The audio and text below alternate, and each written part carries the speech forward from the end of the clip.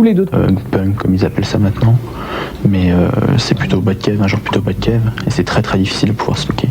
C'est une chose qui est pas possible tous les jours. Rien que pour les travailler, c'est très très dur.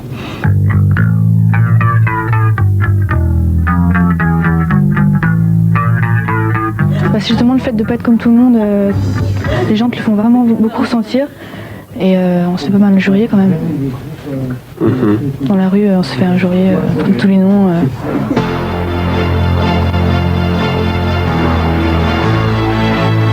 Mais le gothique n'a pas que des ennemis. De grands couturiers s'inspirent aujourd'hui de ce mouvement. C'est le cas de Jean-Paul Gaultier. Voici quelques modèles de la collection Hiver 98-99.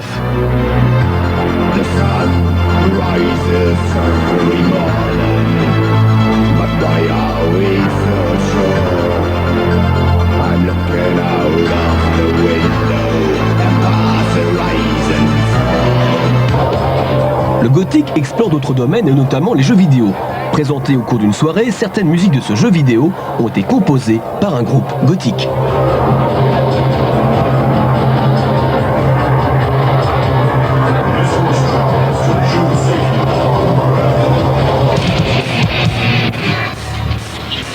La musique a une place primordiale dans le mouvement gothique. La Loco est d'ailleurs le point de ralliement des soirées où platine et concerts s'enchaînent. Si Cure et Bauhaus sont les groupes les plus connus médiatiquement, les musiques nommées Indus et Electro-Indus sont aussi très représentées.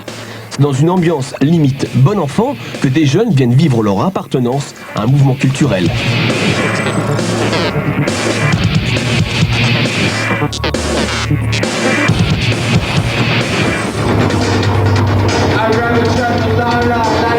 Cependant, le look et la musique ne sont pas les seuls éléments fédérateurs du milieu gothique.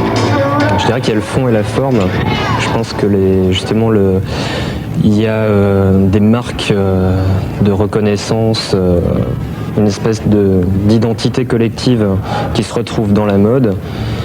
Le fond, on le retrouve plus dans la musique et la culture à la fois littéraire et cinématographique, qui assure en fait la pérennité du mouvement parce que c'est une culture intemporelle.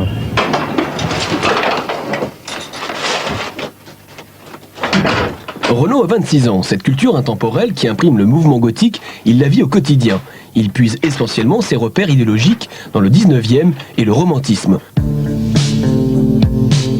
Rimbaud, Verlaine, Hugo sont abondamment cités. Sur le plan pictural, les peintres symbolistes et pré-raphaélites sont sublimés. Le rêve, l'éternité, mais surtout la mort nourrissent le questionnement du mouvement. La mort est importante dans le sens où là vraiment on retrouve l'individu face à sa propre fin. Qu'est-ce qu'il y a après son existence? En ce sens-là, on n'est plus effectivement dans le domaine de la religion catholique ou dans les religions traditionnelles.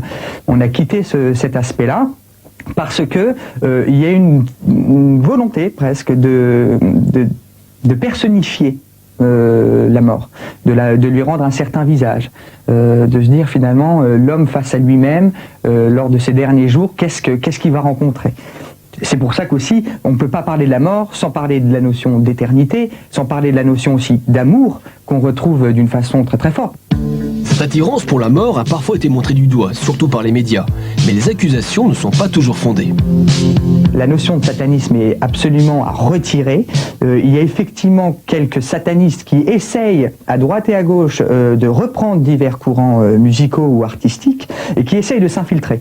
Ils n'essayent pas que dans le mouvement gothique, ils essayent aussi dans le hard rock, dans plein d'autres domaines. Il faut être clair et catégorique. Nous ne sommes pas une nouvelle secte, nous ne sommes pas une secte tout court et encore moins une nouvelle église. Le satanisme est une chose de récupération qui ne marche absolument pas dans le mouvement gothique. Entre provocation, nihilisme et néoromantisme, le mouvement gothique séduit de nombreux jeunes. Du fait de leur look outrancier, ils ne correspondent pas à l'image que l'on se fait de leur milieu.